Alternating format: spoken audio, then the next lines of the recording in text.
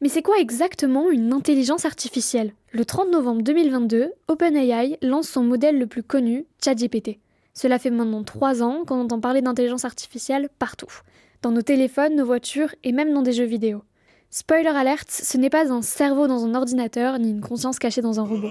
C'est un programme ultra puissant qui analyse des données, détecte des motifs et apprend en continu.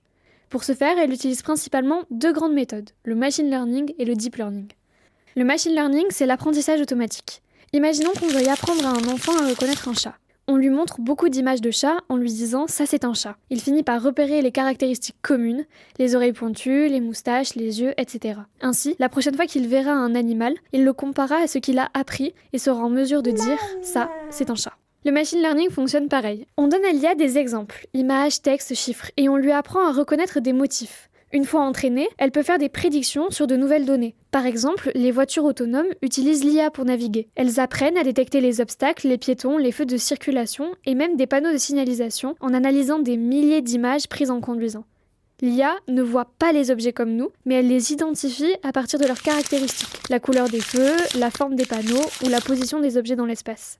Le machine learning, c'est apprendre à partir d'exemples pour faire des prédictions. La seconde manière d'entraîner une IA, c'est le deep learning.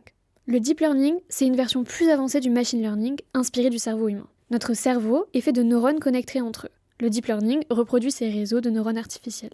Pour comprendre comment ça marche, reprenons l'exemple du chat.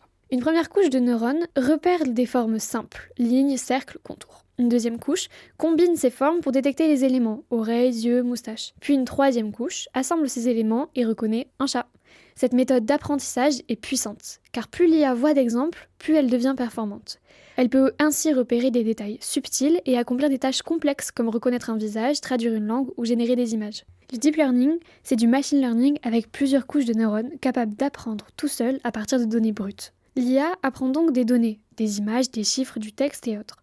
Mais si elle ne comprend pas exactement toutes ces données, comment est-elle capable de les traiter? Prenons une image noire et blanche, de 10 par 10. Comme toutes les images, cette image est composée de pixels, de petits carrés. Chaque pixel a une intensité lumineuse qui est représentée par un chiffre, 0 pour le noir et 255 pour le blanc. L'IA transforme l'image en grille de nombres. Ici, une image de 10 par 10 devient une grille de 100 nombres. Si l'image est en couleur, on garde le même principe. Chaque pixel contient maintenant 3 valeurs. Une pour le rouge, une pour le vert et une pour le bleu. Cela forme 3 grilles de nombres, une pour chaque couleur. L'IA a été entraînée à utiliser ces chiffres. Donc soit elle détecte les caractéristiques, soit elle a appris les ressemblances. Elle ne voit pas l'image, mais elle analyse des motifs dans ces chiffres. Pareil pour le texte. Il est important de noter que l'IA ne comprend pas les mots comme nous.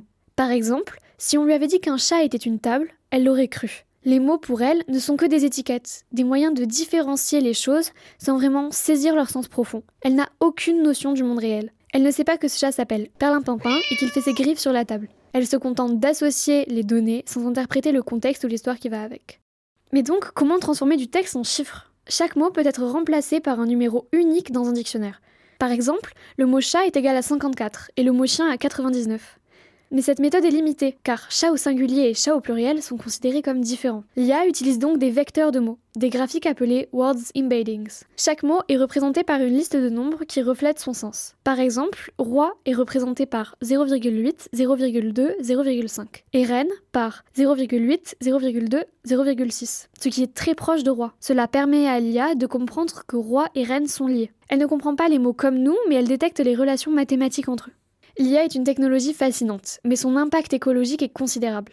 L'entraînement des modèles et le stockage des données consomment des centaines de mégawattheures, soit l'équivalent de plusieurs décennies de consommation d'un foyer. Si son usage quotidien a un faible impact individuel, c'est surtout sa création qui est énergivore.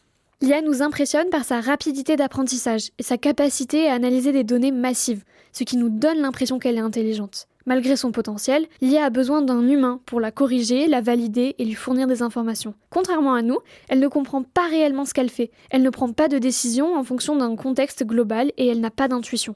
Si un humain pouvait traiter autant d'informations qu'une IA, il serait bien plus performant car il possède quelque chose que les algorithmes n'ont pas et n'auront peut-être jamais, le bon sens et la capacité à innover.